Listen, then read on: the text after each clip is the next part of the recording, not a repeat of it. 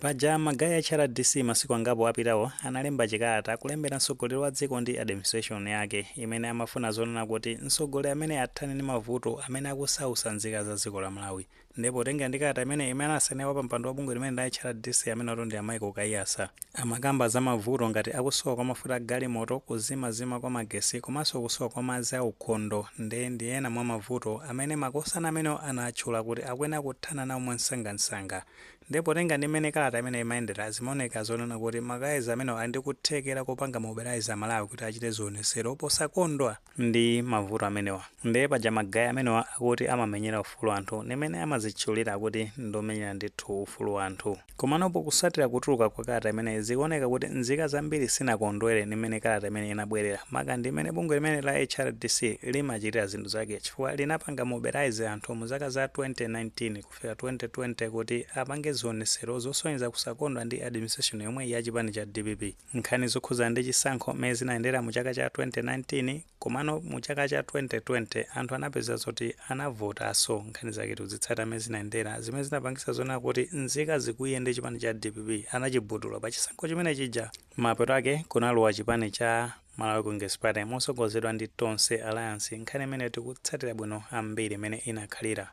Komano zimene zakuyisa nzika kwambiri ndizonena kuti mavuto ngati amene akutchula magayizi amene akusowa kwa mafuta a galimoto ndi ena otero mulamuliro wa chipani cha Malawi Congress Party chitangolowa mboma chinangotha zaka zochepa mwina titha kunena kuti chimodzi chenicheni mu chaka cha 2022 kunabwera vuto limene lakusowa kwa mafuta a galimoto ndi kuchoka mu chaka cha 2022 kuzafika mu chaka cha 2025 pamene anasintha nzika kuchosa chipani chimene cha Malawi Congress Party mboma zinapeza zoti mavuto amene anakhala kusautsa nzika za dziko la Malawi. Ndiye mwachidule ndiona kuti mavuto amene angati akusowa kwa mafuta a galimoto anayambika kwambiri ndi chipani chimene cha Malawi Congress Party. Ndiye potengera kuti makosana amene a HRDC itangolowa mboma MCP anapasidwa ndithu maudindo osiyanasiyana ngati liwadi ambiri amaona kuti imakhala ngati liwadi ena anapapita ku embassy ati Mofentambo amene amasogolera bungwe limene la HRDC anapasidwa unduna wazachikhalidwe ndi zina zotero. Ndiye kuti HRDC ambiri anakhala chete amene anapita kumene kukakhala ngati wapampando a gift trapenzi kwambiri amakhala chete maka pamene nzika za dziko la Malawi zimavutikanso ndi mavuto ngati amene akukamba makosana amene padakali pano pakuti akufuna kupanga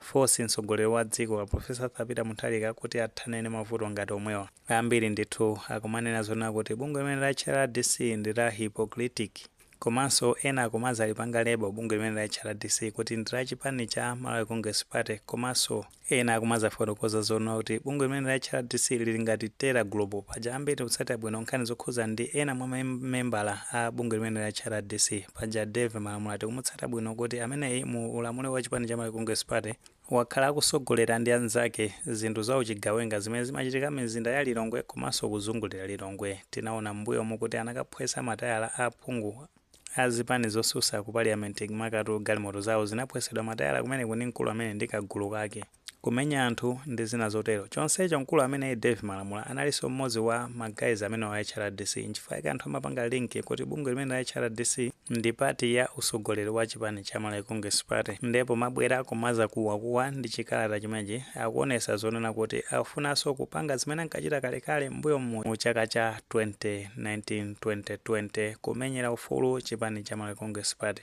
Komanso kaswiri pa ndale amene atundi a Thomas Chirwa anazayankhulaponso makankhani okhuza ndi bungwe limene la HRDC kuti bungwe la HRDC ndi la chipani cha Malawi Congress Party palibe chifukwa chonena kuti makosana amene zinena zonena kuti amamenyera ufulu anthu chifukwa chipani cha Malawi Congress Party chitangolowa mboma. Magayizi amene anakhala chete palibe china chilichonse cholakwika chimene chipani cha Malawi Congress Party chimachita magayizi amene akuti amazuzula anthu amamenyedwa kuchitika zinthu za chipongwe zosiyanasiyana. Ndi bungwe limene la HRDC silinayankhule china chilichonse kusonyeza kuti limakondwera ndi zimene zimachitika munthu amenewo. Ndi zonena kuti azinena kuti magayizi amene akuti amamenyera ufulu anthu zimenezo ndi zabodza bungwe limene la MCP.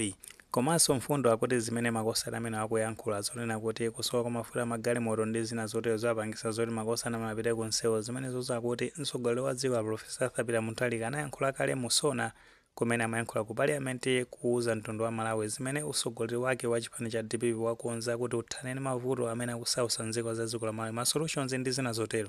Mtsogoleri amene anayankhula kale ndi makosana amene ngati sanakhale ndi information imene apita akawerenge akamve zimene mtsogoleri wa dziko ananena kuuza mtundu wa Malawi kuti athana ndi mavuto amene wa njira zake ndi zina zotero.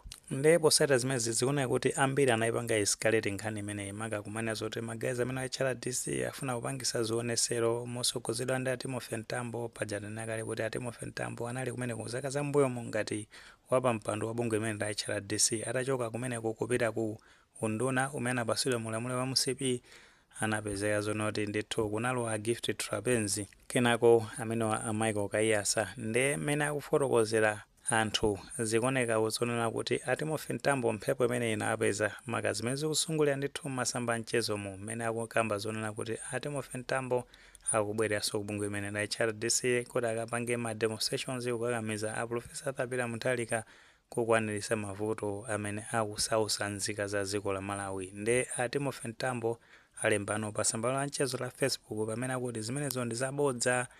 Chimene amalawi akuyenera kudziwa ndichonena kuti amene wa Timothy Ntambo alibe lingaliro lobweranso kubungwe loti anachoka ku zaka 5 zapitazo. Iwo panopa ndi wachiwiri wa mtsogoleri wa chipani cha Alliance for Democracy kapena kuti AFOD. Ndi chipani chimene chipacha cha AFOD chinapanga alliance ndi chipani cha Democratic Progressive Party of which ndoti mtsogoleri wa chipani chimenechi Enoch Kanzingeni Chihana akuti anasankhidwa kukhala second vice president. Ndi zolinga zawo ku chipani chimene cha AFOD chimene iwo ndi vice president akuti ndikuthandizira kuti mtsogoleri wa dziko Professor Thapila Mutharika athane ndi mavuto ngati economy, njala ndi zina zotero. Ndi alibe nthawi yopita kubungwe imene la HRDC kukasogolera zionesero zimene cholinga chake ndi kulimbana ndi usogoleri umenenso iwo akuti ni mbali ya usogoleri umenewo. Ndi amalawi asakhulupirire zimenezo ndi zabodza ndimene akuyankhulira amene wa Timothy Ntambo. Ndi ena akumazafunsafunsa kuti amene wa Timothy Ntambo athandizira mwa njira yotani makapotengera kuti mbuyo mwa amanena zonena kuti iwo sangapange sapoti Professor Thapila Mutharika potengera kuti munthu ameneyo akuti anasankha Dr. Jenner kukhala running mate wa chipani chimene cha Democratic Progressive Party pamene anthu ankapita kukapereka ma nomination papers ambiri natsata bwino. Ndi pa interview imeneyo Timothy Ntambo anakana zonoti sangapange sapoti amene Professor Thapila Mutharika chifukwa chonena kuti amene wasankhidwa kukhala running mate wa amene wapita Mutharika akuti anasokoneza chisankho cha mu chaka cha 2019. Ambiri nkhani imene tiri kuitsata bwino ndi akuti zikuthekaso bwanji lero kuti akapange sapoti amene wa Professor Thapila Mutharika. Ndi potenga ndi imene akuyankhulira amene wa Timothy Ntambo akuti iwotu ndi vice president wa chipani cha AFOD. Ndi paja AFOD ili mu alliance ndi chipani cha DPP.